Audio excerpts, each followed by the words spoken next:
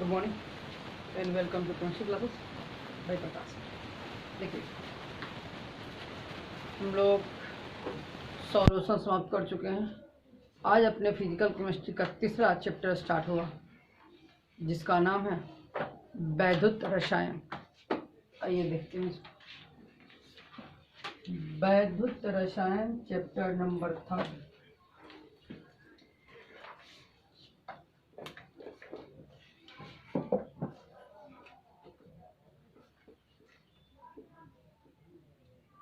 वैद्युत रसायन जिसका इंग्लिश होता है इलेक्ट्रो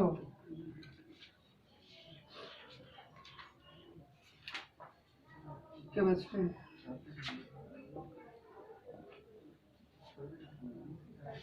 इलेक्ट्रो केमिस्ट्री,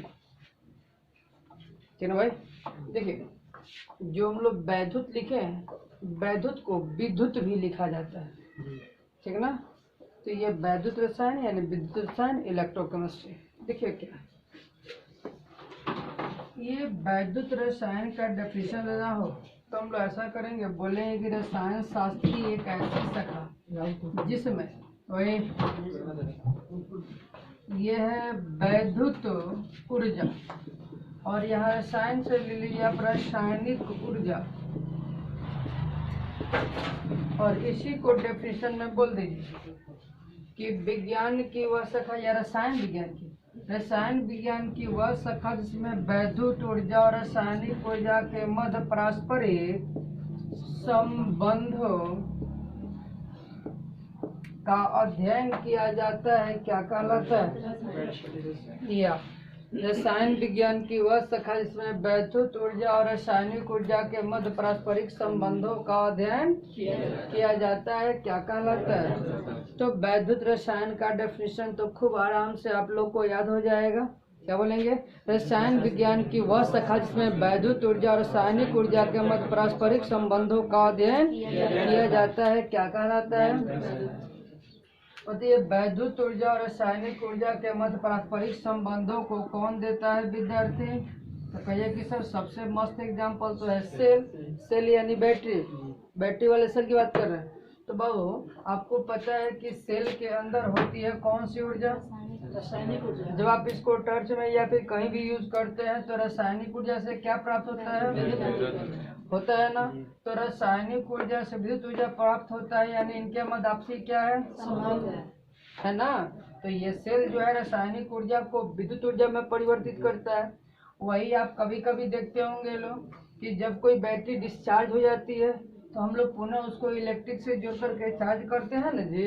तो यानी कि वहाँ से वैद्युत ऊर्जा से उसके अंदर क्या होता है, वो रेडॉक्स रिएक्शन कराए जाते हैं और उस रेडॉक्स रिएक्शन से उसके अंदर क्या उत्पन्न हो जाता है, अब पुनः ये इसमें कन्वर्ट होने लगता है। यानी कि वैद्युत ऊर्जा और रासायनिक ऊर्जा के मध्य एक रिलेशनशिप है।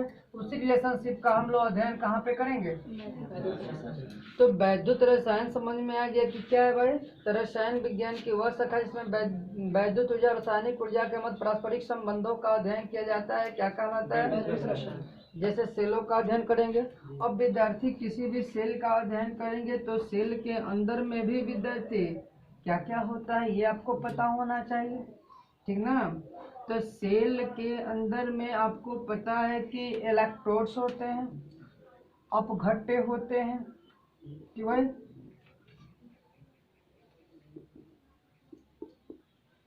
इलेक्ट्रोड होंगे और इलेक्ट्रोलाइट्स होंगे।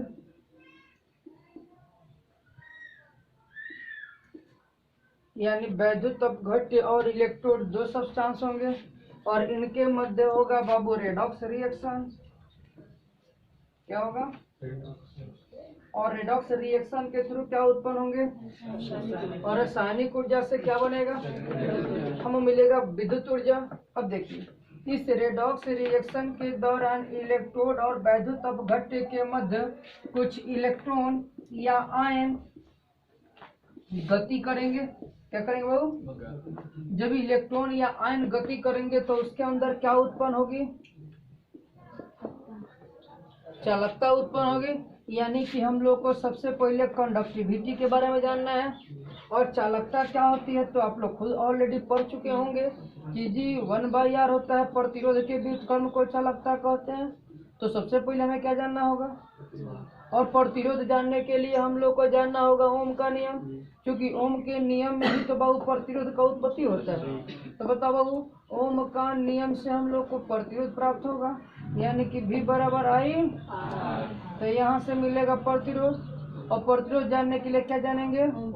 और ओम का नियम जानना है तो उससे पहले हमें विभव और क्या पता होना चाहिए? धारा। तो इससे पहले हम लोग को पता होना चाहिए विद्यार्थी विभव और क्या। जैसे ही विभव पढ़ेंगे तो विद्यार्थी आपको इलेक्ट्रोड विभव के बारे में भी जानकारी होगी, क्योंकि आप लोग मैट्रिक में पढ़ चुके होंगे कि भाई धारा जो है उच्च विभव से निम्न विभव की ओर जाती है, विद्युत धारा उच्च विभव से, जबकि इलेक्ट्रॉन का प्रवाह निम्न विभव से। तो कोई भी सेल है उसके अंदर यदि इलेक्ट्रोड है तो इनके अंदर इलेक्ट्रॉन का या आयनों का या धारा का प्रवाह होगा, तो विभव कुछ ना कुछ होगा। प्रत्येक इलेक्ट्रोड का अपना जो विभव होगा उसको क्या बोलेंगे? अब इसी इलेक्ट्रोड विभव में एक नया टर्म लग जाएगा, क्या चीज बाबू? तो मानक इलेक्ट्रोड विभव, जो कई बार एग्जाम में पूछा चुका है। स्टैंडर्ड इलेक्ट्रोड पोटेंशियल क्या होता है, ठीक ना? तो विद्यार्थी आप देख रही है कि आप विभव जानेंगे उसके पहले, और विद्यार्थी जब आप धारा जानेंगे तो धारा तो आवेशों का प्रवाह है, इसलिए धारा से पहले आपको क्या जानना होगा? कुल मिला के कहानी आ गई जगह पे कि अब हम लोग को वैद्युत रसायन चैप्टर का डेफिनेशन याद हो गया है कि रसायन विज्ञान की वह शाखा जिसमें वैद्युत ऊर्जा और रासायनिक ऊर्जा के मध्य पारस्परिक संबंधों का अध्ययन किया जाता है। क्या कहलाता है? वैद्युत रसायन कहलाता है। अब इस वैद्युत रसायन में सबसे पहले विद्युतीय पदों के बारे में जान लीजिए। क्लियर? कि आवेश क्या है, धारा क्या है, विभव क्या है। विभव के बाद विद्यार्थी हम लोग विभव क्या है, उसी में मानक इलेक्ट्रोड विभव क्या है, ठीक ना? विद्युत वाहक बल क्या है, इलेक्ट्रोड विभव क्या है। जस्ट उसके नीचे जानना होगा क्या हम लोग को? ओम का नियम क्या है, ओम के नियम से उत्पन्न होगा प्रतिरोध, प्रतिरोध जानना होगा। प्रतिरोध के बाद विशिष्ट प्रतिरोध जानेंगे, विशिष्ट प्रतिरोध के बाद चालकता जानेंगे, उसके बाद विद्यार्थी विशिष्ट चालकता, जिसको चालकता भी कहा जाता है, उसको जानेंगे। और जस्ट विद्यार्थी ये चालकता जो है ना वो दो तरह का पढ़ना होगा लोगों को। कौन कौन सा विद्यार्थी? तो मोलर चालकता और तुल्यांकी चालकता, ठीक ना? मोलर चालकता ऐसे और तुल्यांकी चालकता, मोलर कंडक्टिविटी और इक्विवेलेंट कंडक्टिविटी, ये हो गया हम लोग को। इसको जानना है। इसको जैसे जानेंगे तो विद्यार्थी से मोलर चालकता के लिए आएगा एक नियम, वैज्ञानिक का नाम होगा क्या? कोलराउस। क्या नाम होगा बाबू? तो कोलराउस का नियम मिलेगा कि अनंत तनुता पे किसी भी वैद्युत अपघट की मोलर चालकता उसमें उपस्थित सभी आयनों के मोलर चालकताओं के योगफल के बराबर होता है, ठीक है। जैसे कोलराउस का नियम पढ़ेंगे तो ये मानक इलेक्ट्रोड विभव को प्रभावित करने वाले कारकों के साथ इसका संबंध मिलेगा, जिसके लिए हम लोग को मिलेगा एक नियम या एक समीकरण। बोलिए, इस समीकरण का नाम आपको पढ़ना है क्या विद्यार्थी? नर्नस्ट समीकरण। ओके, तो ये नर्नस्ट इक्वेशन मिलेगा हम लोग को काहे के लिए बाबू? तो मानक इलेक्ट्रोड विभव, कि कोई भी इलेक्ट्रोड विभव तो मानक इलेक्ट्रोड विभव ताप से किस प्रकार प्रभावित हो रहा है, वो सब रिलेशन कौन देगा?